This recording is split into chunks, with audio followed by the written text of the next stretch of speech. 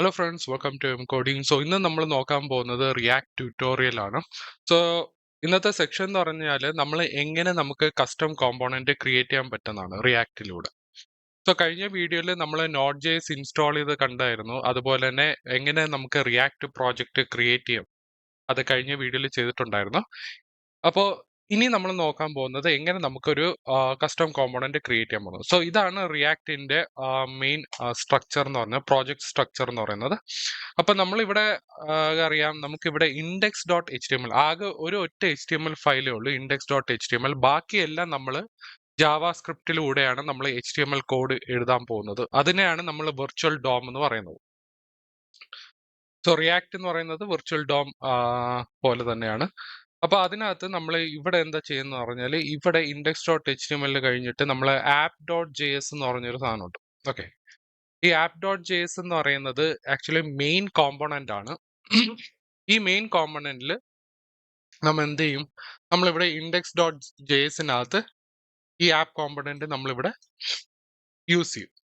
Okay, so app dot J S main component ആണ്. ഇനി നമുക്ക് കസ്റ്റം കോമ്പോണന്റ് ക്രിയേറ്റ് ചെയ്യാൻ പറ്റുന്നത്. സോ കസ്റ്റം കോമ്പോണന്റ് ക്രിയേറ്റ് ചെയ്യുമ്പോൾ രണ്ട് കാര്യങ്ങൾ നിങ്ങൾ ശ്രദ്ധിക്കണം. ഒന്ന്, നമുക്ക് ഫംഗ്ഷൻ വേണം. ഓക്കെ, സോ ഫംഗ്ഷൻ നമ്മൾ യൂസ് ചെയ്യുമ്പോൾ ഫംഗ്ഷൻ നെയിമിന്റെ ഫസ്റ്റ് ലെറ്റർ എപ്പോഴും അപ്പർ കേസ് ആയിരിക്കണം. ഓക്കെ, രണ്ടാമത്തത് നമ്മൾ റിട്ടേൺ ടൈപ്പ് വേണം. സോ റിട്ടേണിനകത്ത് നമ്മൾ എന്താ ചെയ്യുന്നത്, ഒരു റെൻഡഡ് കോമ്പോണന്റ് ആണ് നമ്മൾ റിട്ടേൺ ചെയ്യുന്നത്. റെൻഡഡ് കോമ്പോണന്റ് എന്ന് പറഞ്ഞാൽ ഇപ്പൊ ഇവിടെ റിട്ടേണിനകത്ത് ഈ ബ്രാക്കറ്റിനകത്ത് നമ്മൾ ഇവിടെ HTML ആണ് നമ്മൾ റിട്ടേൺ ചെയ്യുന്നത്. സോ ഇതൊരു റെൻഡഡ് കോമ്പോണന്റ് ആണ്. സോ ഈ രണ്ട് കാര്യങ്ങളാണ് നമുക്ക് ഒരു കസ്റ്റം കോമ്പോണന്റിന് വേണ്ടത്. ഇപ്പൊ നമുക്കിവിടെ എങ്ങനെ കസ്റ്റം കോമ്പോണന്റ് യൂസ് ചെയ്യാം എന്ന് പറയുന്നത്, ഒന്ന് നമുക്കിവിടെ ഒരു കസ്റ്റം കോമ്പോണന്റ് ക്രിയേറ്റ് ചെയ്യുമ്പോൾ നമ്മൾ ആദ്യം ഒരു ഫംഗ്ഷൻ യൂസ് ചെയ്യണം. ഓക്കെ, ഫംഗ്ഷന് ഹെഡർ ആണ് എന്റെ ഫംഗ്ഷൻ നെയിം. ഇപ്പൊ ഹെഡറിനകത്ത് ആദ്യത്തെ ലെറ്റർ H ആണ്. സോ H എപ്പോഴും അപ്പർ കേസ് ആണ്. ഓക്കെ, സോ ഫംഗ്ഷൻ നെയിമിന്റെ ഫസ്റ്റ് ലെറ്റർ അപ്പർ കേസ് ആയിരിക്കണം. ഇനി അടുത്ത നമുക്ക് വേണ്ടത് റിട്ടേൺ ടൈപ്പ് ആണ്. ഓക്കെ, റിട്ടേൺ റെൻഡഡ് കോമ്പോണന്റ് ആണ്. അപ്പൊ ഇതിനകത്ത് വേണ്ടത് നമുക്ക് ഒരു HTML ആണ്. അപ്പൊ ഞാൻ ഇവിടെ എന്താ ചെയ്യുന്ന പറഞ്ഞാൽ, ഇത് ഫംഗ്ഷൻ ആപ്പ് എന്ന് പറയുന്നത് മെയിൻ കോമ്പോണന്റ് ആണ്. അപ്പൊ ഇവിടെ ഞാൻ എന്ത് ചെയ്യുന്നു, ഇവിടെ ഒരു ഹെഡർ എന്ന് പറഞ്ഞ സാധനമുണ്ട്. അപ്പൊ ഈ ഹെഡർ എലമെന്റ് ഞാൻ എടുത്തിട്ട് ഞാൻ എന്ത് ചെയ്യും, ഇത് കട്ട് ചെയ്തിട്ട് ഞാൻ ഇവിടെ വന്ന് പേസ്റ്റ് ചെയ്യും. ഓക്കെ, സോ പേസ്റ്റ് ചെയ്ത് കഴിയുമ്പോൾ നമ്മൾ ഇവിടെ എന്ത് ചെയ്യും, ഇവിടെ റിട്ടേൺ ചെയ്യുന്ന ഒരു റെൻഡഡ് കോമ്പോണന്റ് ആയിരിക്കും. അപ്പൊ ഇത് നമുക്ക് കറക്റ്റ് ഒരു ഫോർമാറ്റ് ചെയ്യണമെങ്കിൽ നമ്മളിവിടെ സെലക്ട് ചെയ്തിട്ട് ഇവിടെ ഫോർമാറ്റ് സെലക്ഷൻ ഉണ്ട്.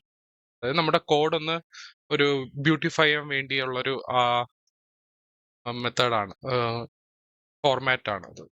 ഓക്കെ, സോ ഞാനിവിടെ ഹെഡർ ഫംഗ്ഷനകത്ത് ഒരു റിട്ടേൺ റെൻഡഡ് കോമ്പോണന്റ് ഞാൻ ഇവിടെ യൂസ് ചെയ്തു. ഇനി എനിക്ക് എന്ത് ചെയ്യണം, ഈ ഹെഡറിനെ ഈ ഫംഗ്ഷൻ എനിക്കിവിടെ ആപ്പ് ഫംഗ്ഷനകത്ത് ഞാൻ ഇത് യൂസ് ചെയ്യാൻ പോവാണ്. ഓക്കെ, ഇവിടെ ഹെഡർ എന്ന് പറഞ്ഞിട്ട് ഇവിടെ എൻഡ് ടാഗിനകത്ത് നമ്മളിവിടെ ഹെഡർ എന്ന് പറഞ്ഞ് ഇടും. ഓക്കെ, സോ ഞാൻ ഇവിടെ സേവ് ചെയ്ത് കഴിഞ്ഞാൽ നമുക്കിതൊന്ന് റൺ ചെയ്ത് നോക്കാം. Okay, npm start. So react നമ്മൾ പ്രോജക്റ്റ് റൺ ചെയ്യണമെങ്കിൽ നമ്മൾ npm സ്പേസ് കഴിഞ്ഞിട്ട് സ്റ്റാർട്ട് ചെയ്യണം.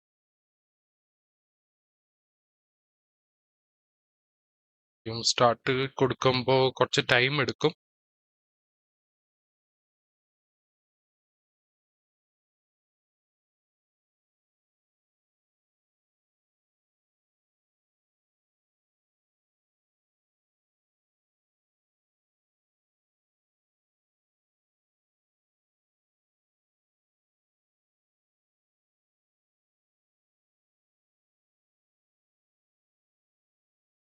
ഓക്കെ, സോ ഇവിടെ ഇത് വന്നിട്ടുണ്ട്. അപ്പൊ നമ്മുടെ റിയാക്ട് ഇവിടെ പ്രോജക്റ്റ് ഇവിടെ ലോഡ് ആയിട്ടുണ്ട്. ഓക്കെ, ഇപ്പൊ ഞാനിവിടെ സപ്പോസ് ഇപ്പൊ ഞാനിവിടെ കമന്റ് ചെയ്യാണെന്ന് വിചാരിച്ചു. ഇപ്പൊ ഇവിടെ എന്താ സംഭവിക്കുന്ന പറയുന്നത്, ഇവിടെ നമുക്ക് വാർണിംഗ് എന്ന് പറഞ്ഞ് കൊടുത്തിട്ടുണ്ട്. പക്ഷെ ഇവിടെ ലോഡ് ചെയ്തപ്പോൾ empty ആയിട്ടാണ് ലോഡ്, കാരണം ഹെഡറിനകത്താണ് എല്ലാം ഇരിക്കുന്നത്. ഓക്കെ, ഹെഡറിനകത്താണ് ഇമേജ് ടാഗും നമ്മുടെ ഈ പാരഗ്രാഫും ആങ്കർ ടാഗ് എല്ലാം ഇതിനകത്തുള്ളത്. സോ ഞാൻ ഇവിടെ അൺകമന്റ് ചെയ്താൽ അവിടെ ലോഡ് ആവണം. സോ ഇത് ഫാസ്റ്റർ ആയിട്ട് ലോഡ് ആവും. കാരണം ഇത് പുതിയ പ്രോജക്റ്റ് ആയതുകൊണ്ട് നമുക്ക് ഇവിടെ ഫാസ്റ്റ് ആയിട്ടാണ് ലോഡ് ചെയ്യുന്നത്. നമുക്ക് ഹെഡർ ടാഗിനെ നമുക്ക് വേണമെങ്കിൽ ഇതിനെ ഷോർട്ട് ആക്കാം. ഓക്കെ, ഇവിടെ നമുക്ക് എന്ത് ചെയ്യുന്ന പറഞ്ഞാൽ ഈ ഒരു എൻഡ് ടാഗ് എടുത്ത് കളഞ്ഞിട്ട് നമുക്ക് ഇവിടെ ഈ ഹെഡർ കഴിഞ്ഞിട്ട് ഈ ഹെഡർ നെയിം കഴിഞ്ഞിട്ട് നമുക്ക് ഇങ്ങനെ കൊടുക്കാം. സാധാരണ നമ്മൾ ഇമേജ് ടാഗ് ഇവിടെ കൊടുക്കത്തില്ലേ, ഇവിടെ ഒരു സ്ലാഷ് കൊടുക്കത്തില്ലേ, അതുപോലെ തന്നെ നമുക്ക് ഇവിടെ ഷോർട്ട് ആയിട്ട് ഇത് ഷോർട്ട് ആയിട്ടാണ് ഇത്. നമുക്ക് ഇങ്ങനെ കൊടുത്താലും നമുക്ക് ഓക്കെ ആണ്. ഇങ്ങനെ കൊടുത്തു കഴിയുമ്പോൾ ലോഡ് ആയിട്ടുണ്ട്. സോ ഇതാണ് നമ്മുടെ കസ്റ്റം കോമ്പോണന്റ് ക്രിയേറ്റ് ചെയ്യുന്നത്.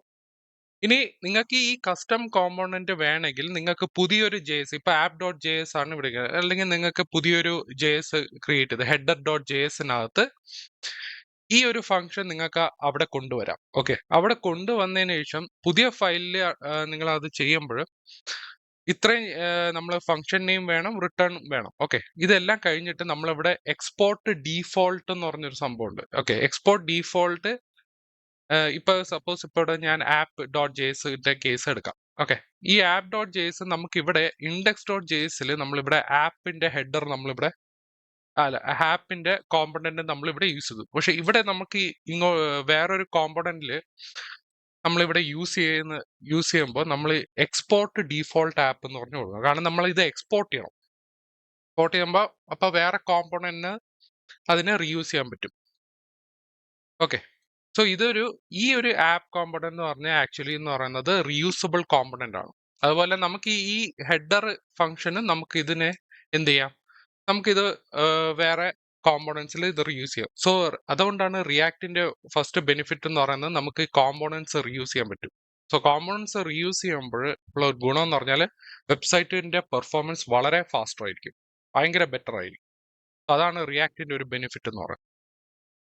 സോ ഇങ്ങനെയാണ് നമ്മളൊരു കസ്റ്റം കോമ്പോണന്റ് ക്രിയേറ്റ് ചെയ്യുന്നത്. സോ നിങ്ങൾക്ക് എന്തെങ്കിലും ഡൗട്ട് ഉണ്ടെങ്കിൽ താഴെ കമന്റ് സെക്ഷനിനകത്ത് ഇടുക.